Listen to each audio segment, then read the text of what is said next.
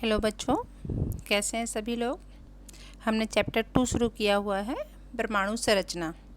इसके 2 लेक्चर आप देख चुके होंगे। अब हम जा रहे हैं इसी में विद्युत चुम्बकीय विकिरण की कणीय प्रकृति, जिसे हम कहेंगे प्लांक का क्वांटम सिद्धांत। तो विवर्तन दैट इज द डिफ्रैक्शन तथा व्यतिकरण दैट इज इंटरफेरेंस जैसे कुछ प्रायोगिक परिघटनाओं को विद्युत चुम्बकीय विकिरण की तरंग प्रकृति द्वारा समझाया जा सकता है। अब विवर्तन क्या है? तो जब किसी बाधा के आसपास तरंग के जो मुड़ने की प्रक्रिया होती है कोई बाधा के आसपास, तो वो घटना कहलाती है आपका डिफ्रैक्शन, विवर्तन। और एक समान आवृत्ति वाली 2 तरंगें मिलकर एक ऐसी तरंग देती हैं जिसका त्रिविम में प्रत्येक बिंदु पर विक्षोभ, प्रत्येक तरंग के उस बिंदु पर विक्षोभ का बीजगणितीय या सदिश योग होता है, जिसे हम कहते हैं व्यतिकरण। 19वीं शताब्दी के भौतिक विज्ञान जो पारंपरिक भौतिकी कहलाती है कि विद्युत चुम्बकीय सिद्धांत की सहायता से इसे वर्णित नहीं किया जा सकता। ये प्रेक्षण जो हैं इसके वो निम्नलिखित हैं, तो आप ध्यान से देखिए। इसमें पहला पॉइंट है आपका गर्म पीड़न से विकिरण का उत्सर्जन, जिसे कृष्णिका विकिरण कहा जाता है। सेकेंड पॉइंट है हमारा धातु की सतह से विकिरण के टकराने पर इलेक्ट्रॉनों का निष्कासन, जो प्रकाश विद्युत प्रभाव कहलाता है। ठोसों में तापमान के फलन के रूप में ऊष्माधारिता का परिवर्तन। नेक्स्ट है चौथा पॉइंट विशेषकर जिसमें हाइड्रोजन के संदर्भ में परमाणु में देखे गए रेखा स्पेक्ट्रम। अब इसमें कृष्णिका विकिरण किसे कहते हैं, तो हम डेफिनेशन पे कॉन्सेंट्रेट करेंगे, उससे ही पूरा उस पर डिपेंड कर रहा है। एक ऐसा आदर्श पिंड जो हर प्रकार की आवृत्ति के विकिरणों को एक समान उत्सर्जित तथा अवशोषित करता है समान रूप से, उसे हम कहेंगे ब्लैक बॉडी या कृष्णिका विकिरण। तो इसके बारे में थोड़ा डिटेल में आप बुक में देख लीजिएगा। This is the definition. एक ऐसा पिंड जो हर आवृत्ति का उत्सर्जन और अवशोषण करता है, उसे हम कहते हैं कृष्णिका विकिरण। इसी में आपका नेक्स्ट पॉइंट है प्रकाश विद्युत प्रभाव, जिसकी हम बात करने जा रहे हैं। सन 1887 में एच हर्ट्ज ने बहुत एक अच्छा प्रयोग किया था, जिसमें उसने कुछ धातु जैसे कि पोटेशियम है, के, रुबिडियम, आरबी, सीजियम, सीएस, इन धातुओं की सतह पर उपयुक्त योग्य आवृत्ति वाला प्रकाश डाला। जैसा कि आप आकृति में देख रहे हैं, यहाँ पे आकृति बिल्कुल ध्यान से देखिए। यहाँ पर प्रकाश धातु पर आपतित किया जा रहा है और रेड लाइन दिख रही है आपको, वहाँ से इलेक्ट्रॉन्स निकल रहे हैं। तो धातु पर से प्रकाश डालने पर, धातु पर प्रकाश डालने पर जो इलेक्ट्रॉन्स का उत्सर्जन होता है, इस घटना को कहते हैं प्रकाश विद्युत प्रभाव, फोटो इलेक्ट्रिक इफेक्ट।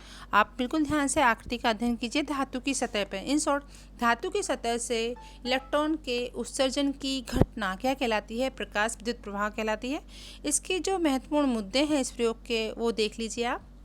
धातु की सतह से प्रकाश पुंज के टकराते ही उस सतह से इलेक्ट्रॉन निकलते हैं, अर्थात धातु की सतह से इलेक्ट्रॉन का निष्कासन तथा सतह पर प्रकाश पुंज के टकराने के बीच कोई समय अंतराल नहीं होता। वो वैसे ही तुरंत, जैसे एक तरफ से प्रकाश आ रहा है और दूसरी तरफ से इलेक्ट्रॉन निकल रहे हैं। दूसरा, निष्कासित इलेक्ट्रॉन की संख्या प्रकाश की तीव्रता के समानुपाती होती है।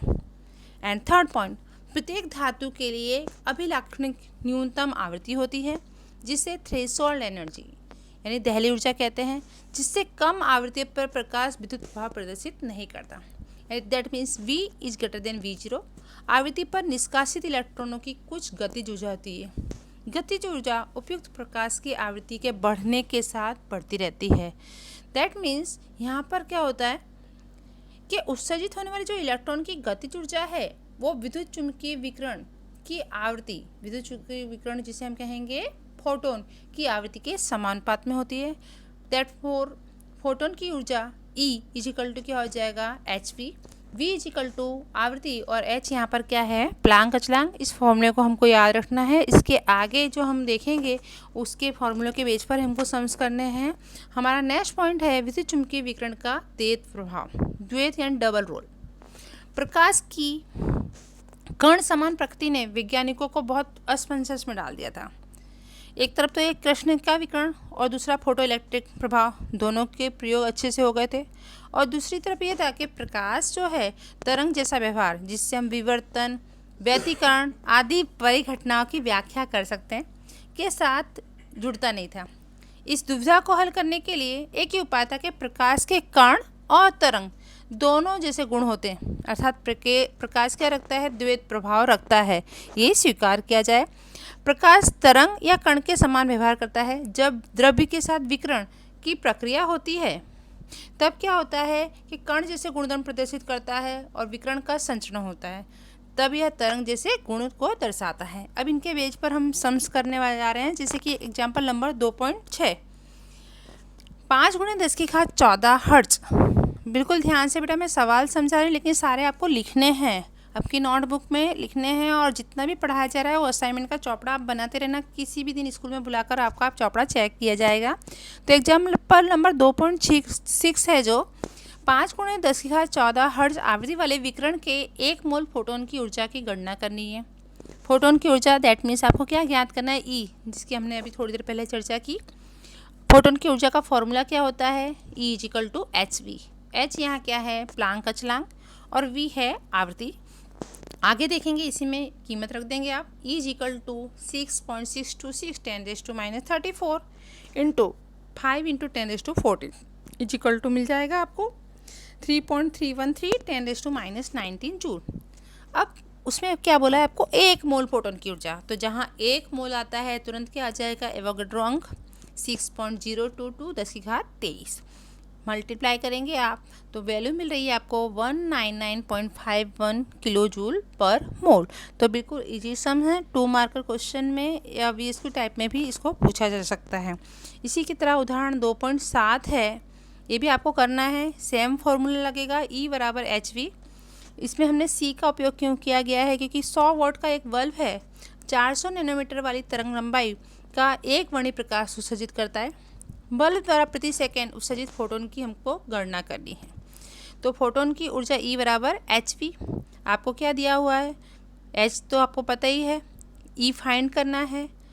400 नैनोमीटर तरंग दैर्घ्य यानी लैम्बडा दिया हुआ है, तो लैम्बडा में v को कन्वर्ट करना पड़ेगा। v = होता है c/λ। देयरफॉर आप वैल्यू रख देंगे और आपकी उसकी वैल्यू मिल जाएगी। उत्सर्जित फोटोन की संख्या ज्ञात करने की इसी तरह हम उत्सर्जित फोटोन की संख्या भी ज्ञात कर सकते हैं। तो उदाहरण 2.7 के बाद उदाहरण 2.8 भी आएगा, तो उदाहरण 2.8 भी आपको करना है होमवर्क में, और जितना भी पढ़ाया जाए उसका असाइनमेंट आप रेगुलर लिखते रहेंगे।